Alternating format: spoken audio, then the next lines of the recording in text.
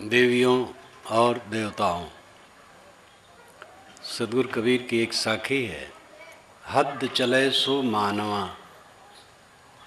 बेहद चले सो साध। हद बेहद दो तजे ताकर मता अगाध। जो हद चलता है वो साधु है, हद चलता है वो मानव है। जो बेहद चलता वो साधु है। हद चले सो मानवा, बेहद चले सो साध।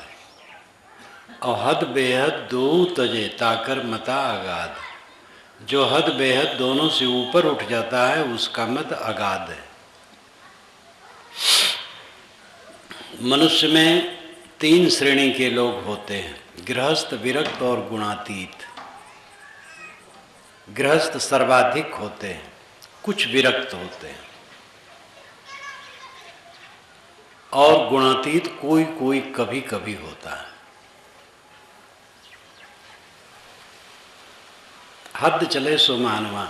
हद गृहस्थी मर्यादा, गृहस्थी मर्यादा के अनुसार चलता है वो मनुष्य है, और विरक्ति मर्यादा के अनुसार चलता है वो साधु है। और जो इन दोनों से ऊपर उठ जाता है वो गुणातीत है। इन तीनों के विषय में आपके सामने थोड़ी थोड़ी चर्चा करूंगा। प्रथम है गृहस्थी।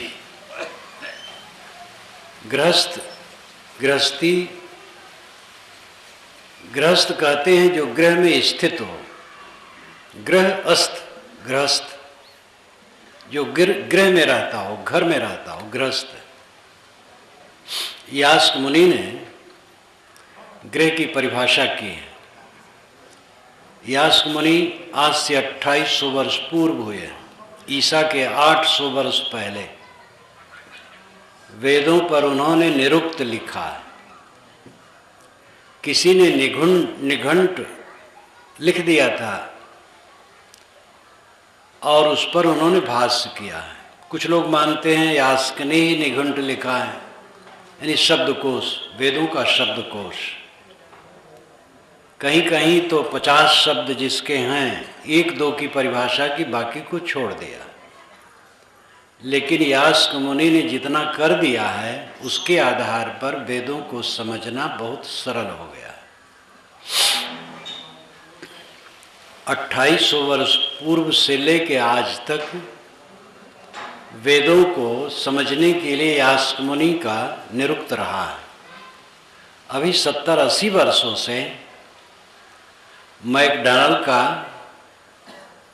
वैदिक माइथोलॉजी, जो विदेश के विद्वान थे और वेदों के प्रकांड पंडित थे, उनकी वैदिक मैथोलॉजी और वैदिक इंडेक्स अत्यंत महत्वपूर्ण है। तो यास्क मुनि ने गृह का अर्थ किया जो पकड़ ले और कितना ला करके रखते जाओ घर में, दुष्पूर्ण रहे, पूरा न पड़े, वो गृहस्थी है। जितना लाओ धरो घर में, सब समय लगे कि पूरा नहीं हुआ, गृह पकड़ ले। ऐसा पकड़ता है कि जितना धरो घर में ला करके लगता है अभी पूरा नहीं हुआ। ये लोगों के स्वभाव को देख करके उन्होंने ये परिभाषा की। वैसे गृह का अर्थ है घर। घर में जो रहे वो गृहस्थ है।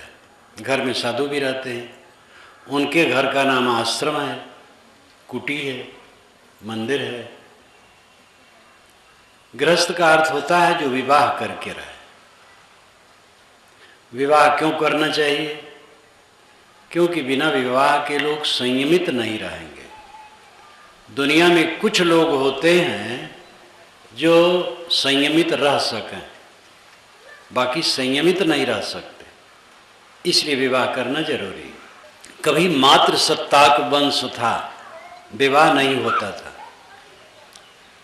तो युवती जब लड़की होती थी तो कहीं से गर्भवती हो जाती थी और मर्यादित नहीं रहती थी। जहाँ से जब उसका मन हुआ, संबंध हुआ, इसलिए उसका गर्भ किससे टिका ये पता नहीं होता था। इसलिए माता के नाम पर पुत्र का नाम होता था। ये पहले रस्म था कि पिता के नाम के साथ पुत्र का नाम लिया जाता था, और अगर पिता का पता ना हो तो माता के नाम से। बृहदारण्यक उपनिषद के आखिर में 50 से अधिक ऋषियों का नाम है जिसमें पिताओं का पता नहीं है, माताओं का पता है। मात्र सत्ताक वंश का अवशेष है वो। स्वामी शंकराचार्य वर्ण व्यवस्था के बड़े पक्षधर थे। उन्होंने ब्राह्मण को ही वेद का अधिकारी माना है, लेकिन वे भी जब वहाँ भाष्य किए तो उन्होंने लिखा स्त्री प्राधान्याद गुणवान पुत्रो भवतीत। स्त्री की प्रधानता से गुणवान पुत्र पैदा होता है। यहाँ उनकी वर्ण व्यवस्था समाप्त हो गई। तो मात्र सत्ताक वंश था, उससे ऊब करके धीरे धीरे संस्कारित होते होते विवाह प्रथा चली, और विवाह आवश्यक है। अमेरिका इत्यादि देशों में समाजशास्त्री आज कह रहे हैं कि विवाह की जरूरत नहीं, बड़े जोर से विवाह का खंडन कर रहे हैं, लेकिन उनका अज्ञान है। जब विवाह प्रथा नहीं थी तब लोग बहुत सरल थे। आज इतना पढ़ लिख लिए हैं लोग, जटिल हो गए। आज विवाह ना हो तो नरक हो जाएगा समाज। बस्तर के गांवों में घोटुल होता है। हम लोग घूमने वाले हैं, बस्तर भी जाते हैं। छत्तीसगढ़ का दक्षिणी हिस्सा, गांव में घोटुल होता है। घोटुल क्लब, छपरा का छाया रहता, टाटी से घेरा रहता है, और 10 बजे रात युवक लड़के लड़की वहाँ जाते हैं। विवाहित नहीं रहते, वे जाते हैं, रात भर नाच गान करते हैं और वहीं सो जाते हैं, लेकिन भिखारी नहीं होते हैं। वहाँ जिससे जिसका मोह हो जाता है घर में बता देते हैं तब विवाह हो जाता है।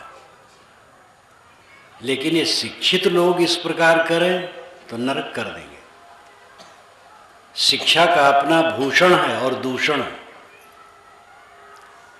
अशिक्षित लोग जिसको आप असभ्य कहते हैं उनमें बड़ी सरलता होती है। तो विवाह प्रथा आज के शिक्षित युग में समाप्त हो जाए तो देश और दुनिया नरक हो जाएगा। इसलिए विवाह जरूरी है। विवाह विशिष्टम वहनम, विवाह का अर्थ होता है विशिष्ट ढंग से वहन करना, ठीक ढंग से निभाना। लड़की को लड़का, लड़का को लड़की ठीक ढंग से निभाएं, ये विवाह का अर्थ होता है। गहना, रुपया, दहेज, ये सब जो उछल करके सामने आ गया है, यह देश को बर्बाद कर रहा है। वैदिक युग में भी दहेज प्रथा थी, लेकिन मांगा नहीं जाता था, लड़का लड़की खोजता था। यह मुझे आश्चर्य लगा था जब प्रथम मैं सन 1954 में गुरु जी के साथ छत्तीसगढ़ गया था। विरक्ति मार्ग में आने के बाद सन 1953 के नवंबर में मैं गुरु जी की शरण में पूरा समर्पित हुआ विरक्ति मार्ग में, और 54 में उनके साथ छत्तीसगढ़ गया। तो वहाँ सुना कि लड़का लड़की खोजता है, तो मुझे उल्टा लगा, क्योंकि उत्तर प्रदेश ऐसा नहीं होता है। किंतु धीरे धीरे जब मुझे यथार्थ ज्ञान हुआ और वेदों को ठीक से पढ़ा तो लगा वेदों में आता है युवक खुद लड़की खोजने जाता है। जब युवक खुद लड़की खोजने जाएगा तो वो दहेज क्या मांगेगा? छत्तीसगढ़ में एक विशाल वर्ग में दहेज प्रथा बिल्कुल नहीं, और संपन्न लोग हैं। वहाँ लड़का ही लड़की खोजने जाता है, दहेज प्रथा अपने आप नहीं है। उत्तर प्रदेश में जो बड़े कहलाने वाले हैं वो तो अत्यंत दयनीय दशा में है। अगर 2-3 लड़कियां हो गई तो खेत बाड़ी सब बेच दें, तब विवाह हो गया। अन्य जातियों में तो संगठन भी है और 10-10, 50-50 जोड़े विवाह होते हैं, बहुत सस्ते। लीला शाह की समाधि भूमि पर सन 1978 में मैं भाषण करने गया था। आशाराम जी, जिनका आप नाम सुनते, इनके गुरु लीला शाह जी, तब ये प्रसिद्ध नहीं थे आशाराम जी। तो भाषण करने गया था तो वहाँ बताया गया कि आपको रात में भी 10 मिनट के लिए आना पड़ेगा। निवास मेरा 1 किलोमीटर दूर था। मैंने कहा ठीक है, तो गया तो 70 जोड़े लड़की और लड़कों की शादी थी। तो उसमें खड़ा होकर के मैंने कर्तव्य बता दिया वर वधू का और फिर अपने आसन पर चला आया। ऐसी ऐसी प्रथा कई वर्गों में, लेकिन ब्राह्मणों में नहीं है, क्षत्रियों में नहीं है, वैश्यों में कुछ कुछ शुरू हुआ है। ब्राह्मण सबसे बड़े हैं, इसमें कौन किसको माने, नाक कट जाएगी। और सबसे ज़्यादा दयनीय दशा इन्हीं की है। दहेज प्रथा से जितना ये पिस रहे हैं। बड़ौदा का एक सेठ जिसके पास हेलीकॉप्टर भी है,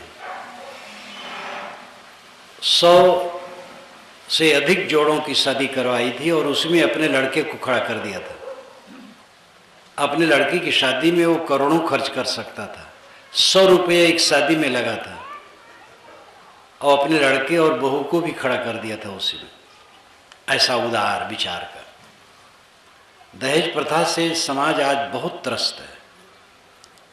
मुझे याद है बचपन में इस शरीर के पिताजी कहते थे कि भारत कुछ दिन में आज़ाद हो जाएगा, तब लोग शिक्षा बहुत होगी और शिक्षित खूब हो जाएंगे, दहेज प्रथा अपने आप खत्म हो जाएगी, घूस उस लोग नहीं लेंगे।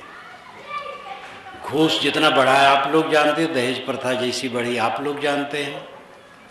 अब तो लड़के वाले कहता है कि भाई देखो मैंने यूनिवर्सिटी तक पढ़ाया है लड़की वाले से। अब आप स्वयं सोचिए, चक्रवृद्धि के दर से सब वसूल करना है लड़की वाले से जो खर्च किए हैं पिताजी अपने पुत्र के लिए। अब उन्हीं की लड़की की शादी जब आती है तो उनको आकाश के तारे दिखाई देते हैं। तो ये बिल्ली वृत्ति है। बिल्ली जब चूहे को पकड़ती तो एक ही बार में मार देती है दांत से, और अपने बच्चे को एक जगह से दूसरी जगह ले जाती, मुखई में ले जाती, लेकिन दांत लगने नहीं देती। वही आदमी जब लड़की वाला होता है तो भे भे करता है बेचारा, और लड़का वाला होता तो सिंह की तरह गरजता है। लड़की लड़का का विवाह होना चाहिए। घर फूंक तमाशा आजकल जो बढ़ गया है, लंबी बारात, बहुत तमाशा और बहुत खर्च। एक बार मैं गुजरात में था तो एक भक्त एक बारात से आए बड़ौदा से, वो भी बड़ौदा घटना है। ये घटना करीब करीब 20 वर्ष की है। उन्होंने बड़े ठाठ से कहा कि साहब जहाँ मैं गया था बारात में, एक टाइम के भोजन में 60 लाख रुपए खर्च हुए थे। तो मैं चुप रहा। उन्होंने कहा दिल्ली से और विविध जगहों से नेता बड़े बड़े मंत्री आए थे। मैं चुप रहा, उदासीन रहा। उन्होंने कहा कैसे लगा? मैंने कहा बहुत बड़ा पाप लगा। इसमें तो एक बड़ा हॉस्पिटल कायम कर दिया जा सकता था गरीबों के लिए। तो 60 लाख रुपए आज से 20 वर्ष पूर्व एक टाइम के भोजन में।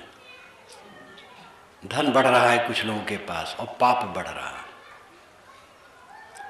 दहेज प्रथा क्यों है? अहंकार अधिक है और कुछ नहीं। लड़की लड़का एक दूसरे का आदर करें। कितनी लड़कियां ससुराल जाती हैं तो अपने पति को ताना मारती हैं, हमारे पिता सिर काट करके हमें कुएं में डाल गए, हमारी सहेलियों को इतने जोड़े जेवर मिले, ऐसी कीमती कीमती मिले। ऐसे संस्कार दिया जाता है। जेवर से शादी करना था तो जेवर रख करके उसी से शादी लड़की कर लेती, पति से कोई जरूरत नहीं। और दहेज से शादी करना है तो लड़का वाला पैसा इकट्ठा करके उसी से अपने लड़के की शादी कर दे। और मनुष्य से शादी करना है तो दहेज और जेवर की क्या जरूरत है? ये स्त्रियों को भी जेल का साज अभी भी पसंद है, गुलाम रही हैं सदा से। भारत में तो आज़ाद हो गई हैं, लेकिन अभी भी हाथ में हथकड़ी, पैर में बेड़ी, गले में तौ, ये सब जितने आभूषण हैं इनके जेल वालों के साज हैं।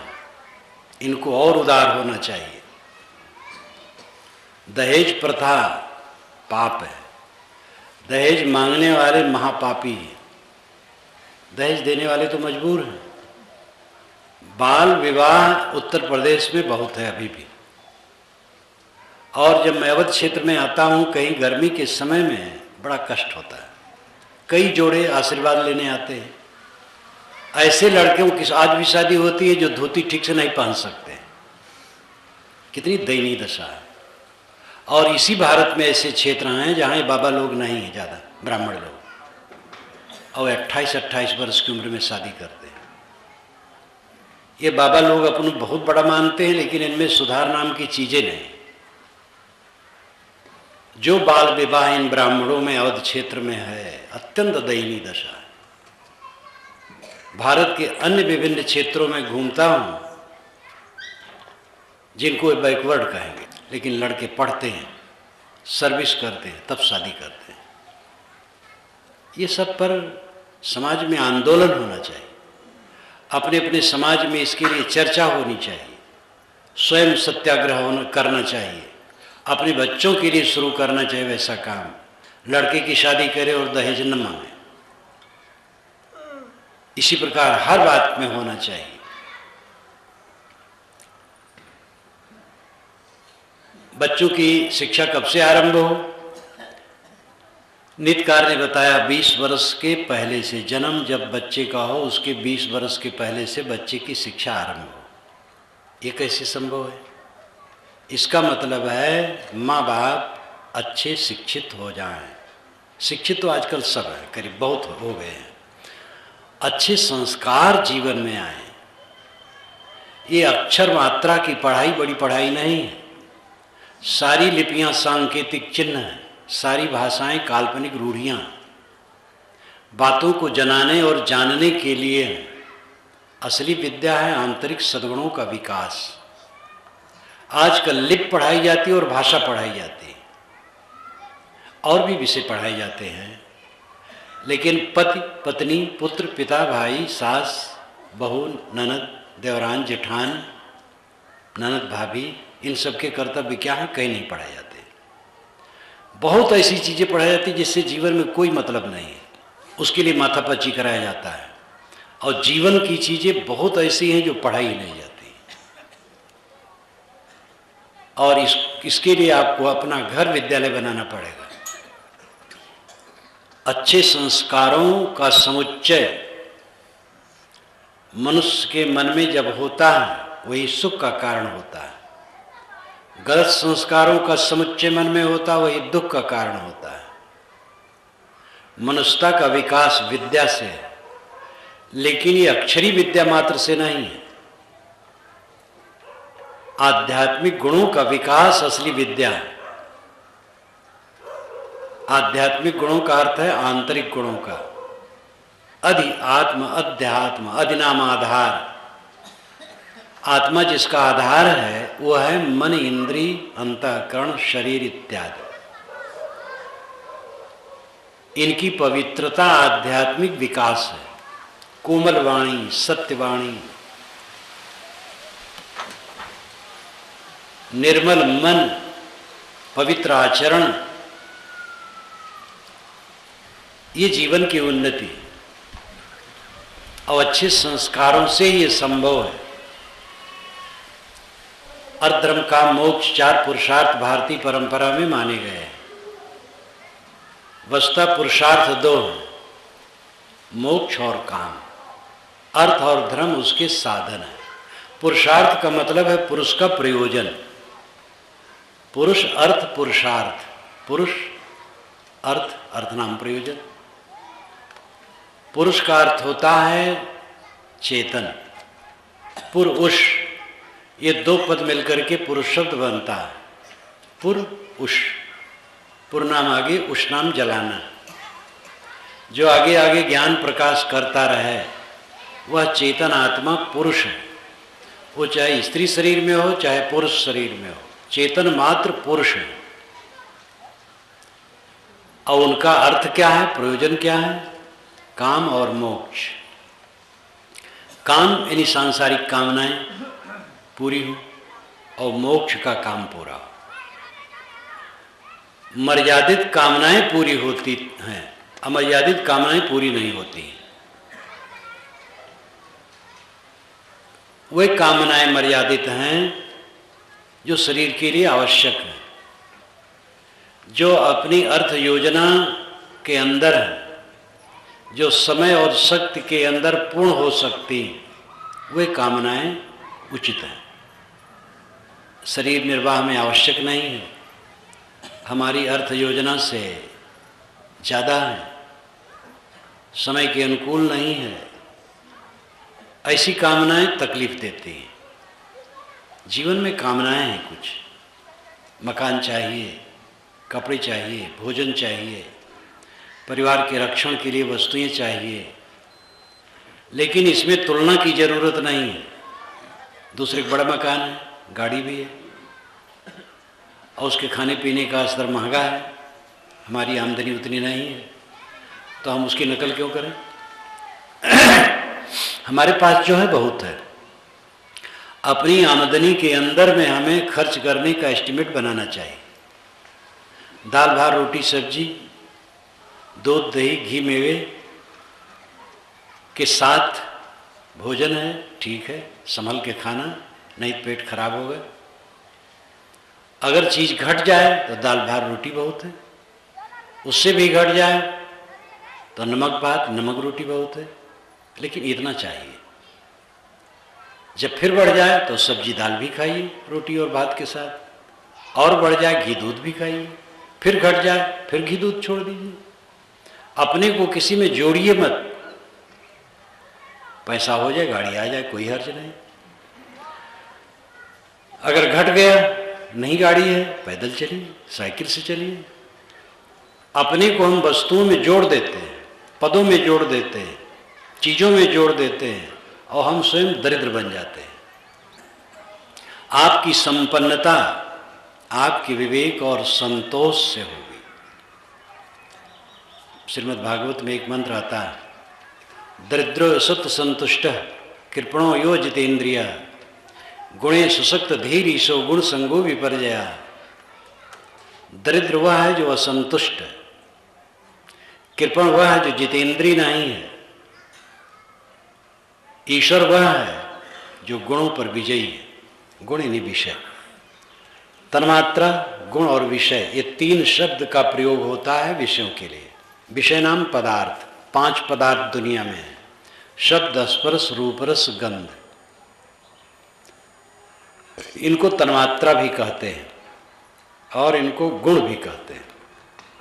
गुण, विषय और तन्मात्रा, 3 शब्दों का प्रयोग इनके लिए होता है।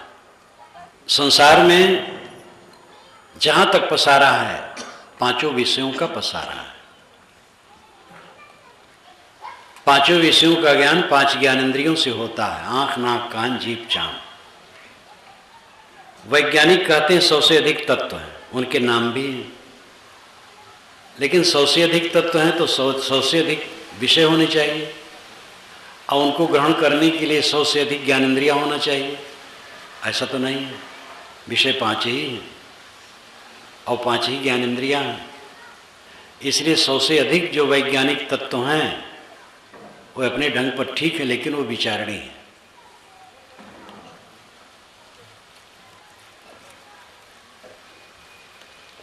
जीवन हमारा सरल हो, पवित्र हो। पुरुषार्थ काम और मोक्ष है। कामना, कुछ कामनाएं जीवन में हैं, कामनाओं की परख हमें ऐसे करनी चाहिए जो अपनी शक्ति के अंदर हो, आवश्यक हो, समय के अनुकूल हो, उसके लिए मेहनत करना चाहिए। शक्ति के अंदर हो, जितनी अर्थ की शक्ति हो उसके अंदर हो, आवश्यक हो, समय के अनुकूल हो, वो पूरी हो जाएगी। और जब वो पूरी हो जाएगी तब संतोष हो जाएगा। और रजोगुणी वृत्ति ऐसी है कि योग्यता से अधिक कामना, समय के खिलाफ कामना, जो 2 वर्ष के बाद होने का है आज ही से बड़बड़ा रहे,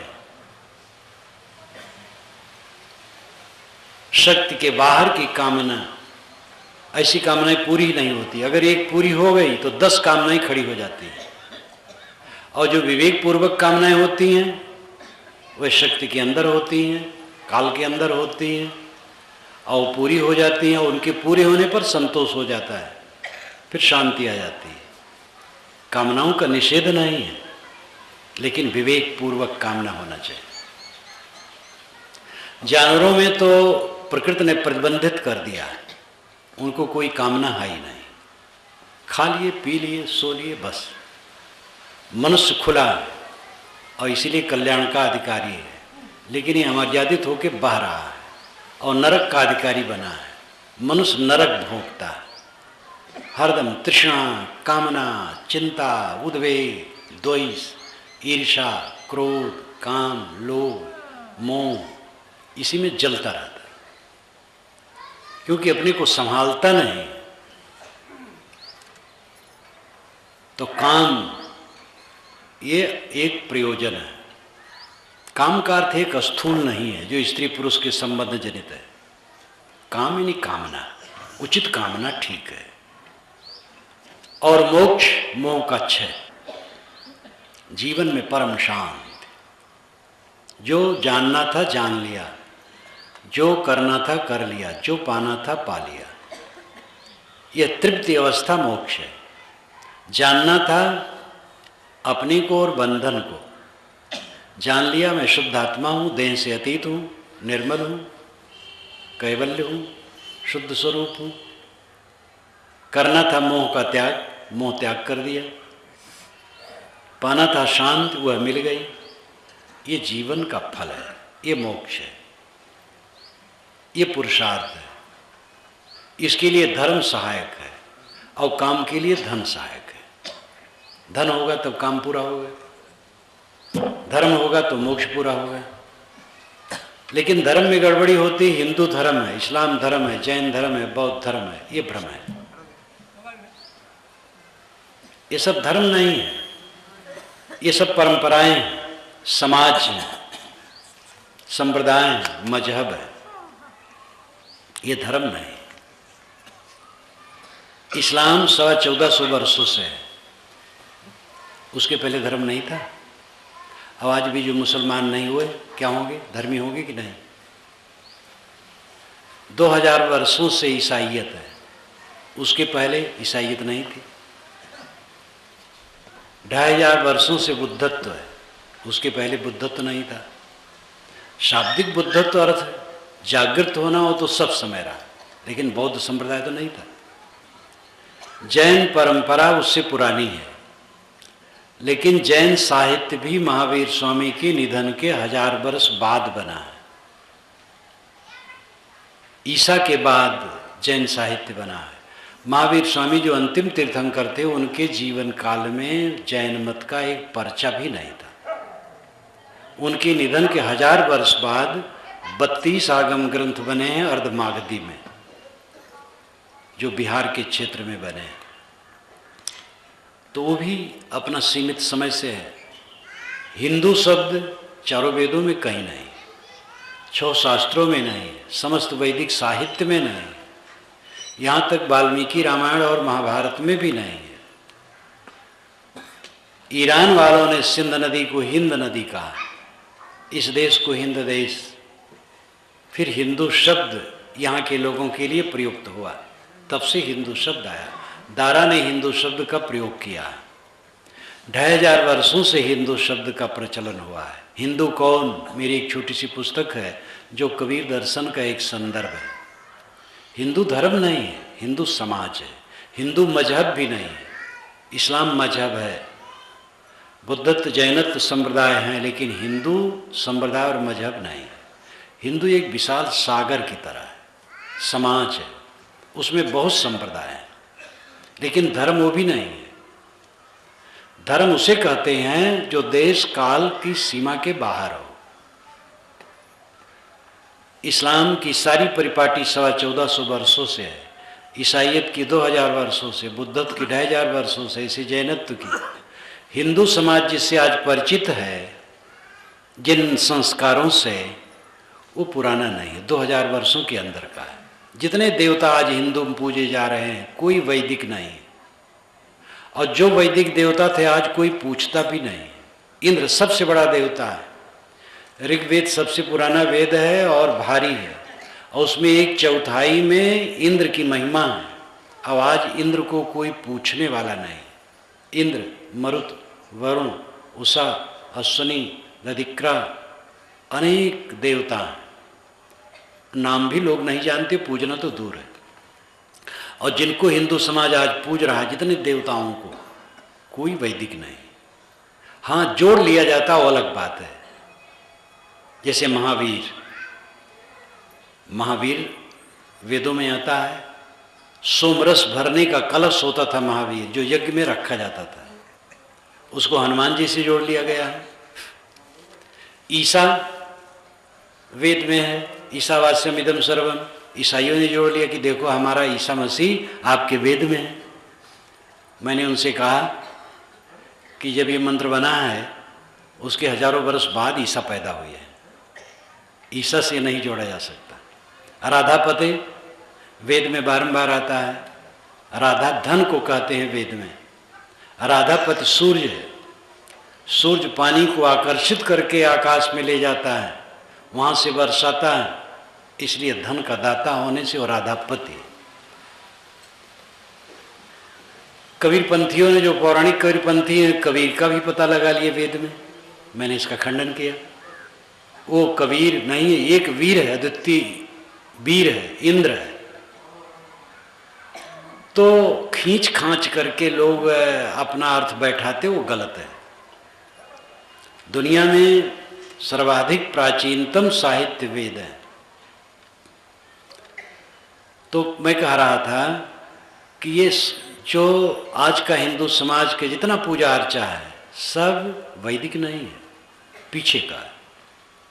और इसमें भी परिवर्तन हो रहा है। दशहरे में श्री राम का जो महत्व था अब घट रहा है, दुर्गा जी जगह ले रही, दुर्गा जी श्री राम को किनारे कर रही।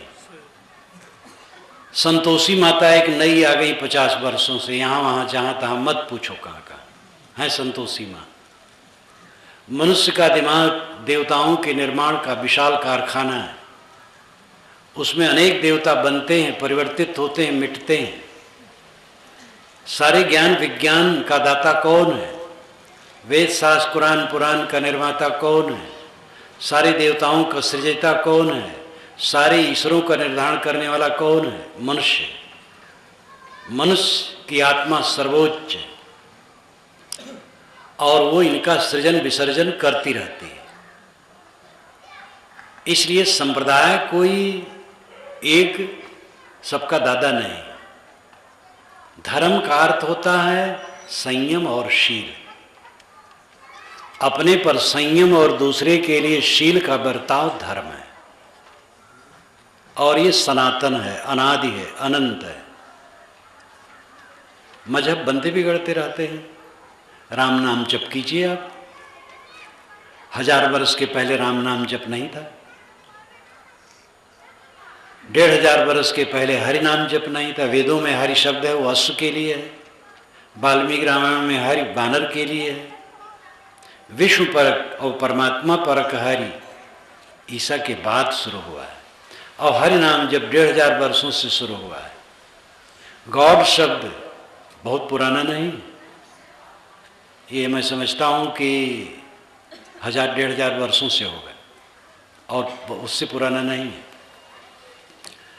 तो जितने नाम हैं वो किसी देश काल में बनते हैं, जितनी पूजा पद्धतियाँ होती किसी देश काल में बनती हैं और मिटती हैं, बदलती हैं, लेकिन संयम और शील का मूल्य कभी घटता नहीं। आप किसी लोक में चले जाएं, वहाँ सुसंस्कारित मनुष्य हों, वहाँ भी धर्म होगा, संयम और शील। लेकिन वहाँ राम नाम जप, अल्लाह नाम जप नहीं होगा, कुरान, वेद, बाइबल, गीता, रामायण कहीं पता नहीं होगा, यहाँ के कोई देवी देवता नहीं होंगे, कुछ भी यहाँ का नहीं होगा। लेकिन संयम और शील का मूल्य वहाँ भी होगा। अपने पर संयम और दूसरे के लिए शील। जो अपने पर जितना संयम कर सकेगा दूसरे के लिए शील का बर्ताव कर सकेगा। महाराज राम ने अपने पर संयम किया तो भाई भरत के लिए उन्होंने शील का बर्ताव किया, राज्य दे दिया। भरत ने अपने पर संयम किया तो श्री राम के चरणों में अयोध्या का राज्य समर्पित कर दिया। जब श्री राम नहीं आए तो भरत ने केवल राज्य की व्यवस्था देखी, भोग नहीं किया। ये संयम का फल, शील का बर्ताव हुआ। कौरव पांडव संयम नहीं कर सके तो शील का बर्ताव नहीं कर सके, निशील हो गए, 18 दिन के गृह युद्ध में कट के मर गए। ये दो महाकाव्य हमारे हैं। रामायण भाईचारे का सीख देती है, महाभारत भाई भाई कटने की सीख देता है। महाभारत में ज्ञान विज्ञान की बहुत बात हो, अलग है। दोनों उदाहरण हमारे हैं। जो जितना अपने पर संयम कर सकेगा वह उतना दूसरे के साथ शील का बर्ताव कर सकेगा। यही धर्म है। फिर आप अल्लाह जपो, राम जपो, ओम जपो, शिव जपो, गुरु जपो, जो जपो, जैसा मंत्र पाठ करो, जैसी किताब पढ़ो, कोई फर्क नहीं होता।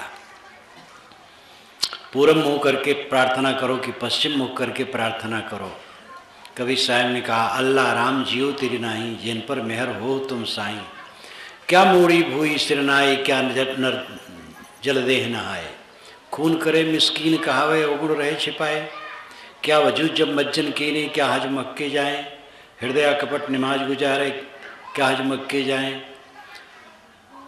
हिंदू व्रत 11, 24, 30 रोजा मुसलमान, 11 मास कहो किन टारे एक महीना आना। जो खुदाए मस्जिद बसतु है और मुलुक के केरा। तीरथ मूर्त राम निवासी, दुईमा किन्हू न हेरा।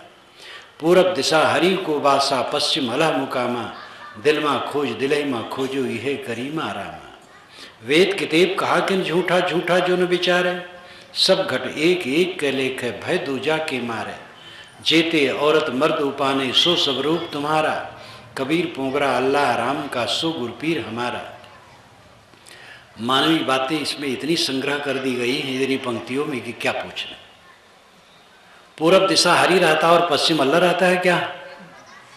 पंडित पूरब तरफ मुख करके प्रार्थना करता और मियाँ पश्चिम तरफ। वस्तुतः हिंदू समाज में उपासना का अवलंब सूर्य है। वेद में सूर्य जहाँ उगता वो पूरब है और सूर्य प्रकाश स्वरूप है, प्रकाश ज्ञान का प्रतीक है, इसलिए पूरब तरफ मुख करके लोग प्रार्थना करते हैं।